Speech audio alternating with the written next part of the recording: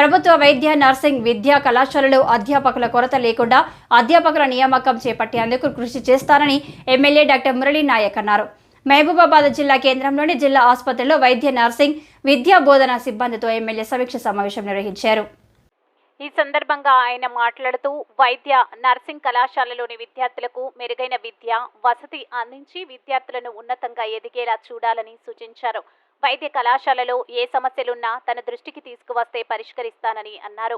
ఆసుపత్రిలో వైద్యులు సమయపాలన పాటించి రోగులకు వైద్యం అందించాలన్నారు.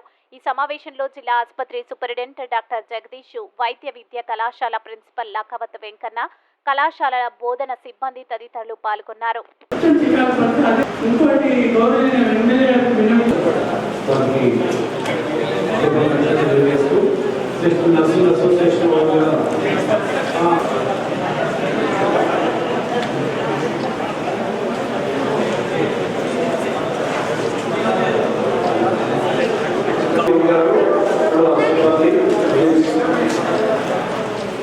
केबल है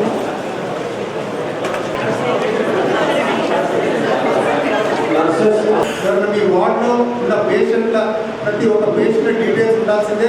మీ వార్డుకి వేరే వార్డు షిఫ్ట్ చేసే కనుక షిఫ్ట్ సో మెయిన్ వార్డు అని రాయండి దయచేసి. ఎందుకంటే ఈ ఇర్రెగ్యులారిటీస్ ఉండకుండా ఫస్ట్ టైం నేను రావడం మీకు అందరికీ మన జాగ్రత్తలు మన డ్యూటీస్ ఏంటో చెప్పాలని లక్ష్యంతో మీకు రావడం జరిగింది.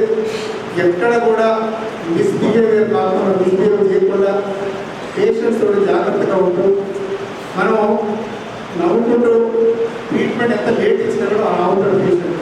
కసిరించుకొని వెంటనే పనిచేసినా కూడా మళ్ళీ వాడు ఏదో మళ్ళీ వాళ్ళ సంఘాలను వాళ్ళని వీళ్ళు తీసుకొని బెదిరించడం చేస్తూ ఉంటారు. ఎందుకంటే ఇవన్నీ జరిగేది. ఓపికగా మన డ్యూటీ చేద్దాం. ఏవైనా ఇబ్బందులు ఉండి ఇక్కడ ఉన్నటువంటి అధికారులపై ఉద్యోగుల ద్వారా కూడా మీకు కనుక న్యాయం జరగకపోతే నా వద్దకు పెట్టుకోవడం కావాల్సింది. మీ బాధలు నాకు చెప్పుకోవచ్చు అని డ్యూటీలో మాత్రం మనం ఇండక్షన్ చేసుకుంటే వచ్చింది. దయచేసి మనమంతా అన్నదమ్ములాగా, నేను ఒక ఎమ్మెల్యే కాదు, నేను ఒక డాక్టర్ లాగానే ట్రీట్ చేయండి. కలిసి ఈ హాస్పిటల్ బాగుంటుంది. అంతేనా?